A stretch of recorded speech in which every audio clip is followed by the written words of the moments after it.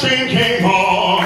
Hold on, hold on. James Baldwin Place is here. Hold on, hold on. So keep your eye on the prize. Hold on, hold on. Give yourselves a round of applause. James Baldwin once said, in America, the color of my skin stood between me and myself. In Europe, that barrier was down. Nothing is more desirable than to be released from an affliction. But nothing is more frightening than to be divested of a crutch.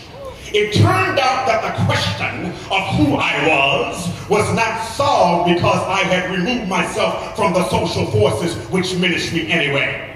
You see, these forces had become interior, and I had dragged them across the ocean with me. You see, the question of who I, James Arthur Baldwin, was at last became a personal question. And the answer was to be found in me. I think that there is always something frightening about this realization. I know it frightened me. That is one of the reasons that I dwelled in the European havens for so long. And yet, I could not escape the knowledge, though God knows I tried, that if I was still in need of a haven, my journey had been for nothing. Havens are high price. I'm going to say that one more time. Havens are high price. Say it with me. Havens are high price. The price exacted of the haven dweller is that he contrived to delude himself into believing that he has found a haven. It would seem, unless one looks more deeply at the phenomenon, that most people are able to delude themselves and get through their lives quite happily.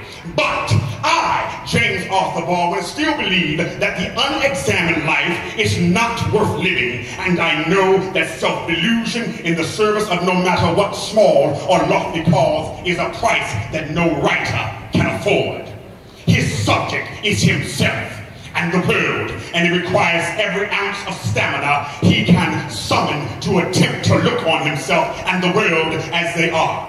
So, what it came to me for was that I, James Arthur Baldwin, no longer needed to fear leaving Europe, no longer needed to hide myself from the high and dangerous winds of the world. The world was enormous, and I could go anywhere in it I chose, including America. And I decided to return here. I decided to return here because I was afraid to. But the question which confronted me, nibbled at me in my stony Corsican exile was, am I afraid of returning to America? Or am I afraid of journeying any further with myself? Once this question had presented itself, it would not be appeased. It had to be answered. Be careful what you set your heart upon, someone once said to me, for it will surely be yours. Well, I had said that I was going to be a writer. God, Satan, and Mississippi notwithstanding. And that the color of my skin did not matter, and that I was going to be free. And here I was, left only with myself to deal with.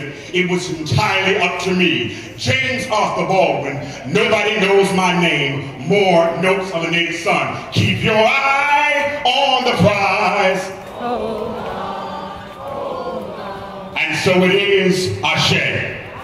God bless you.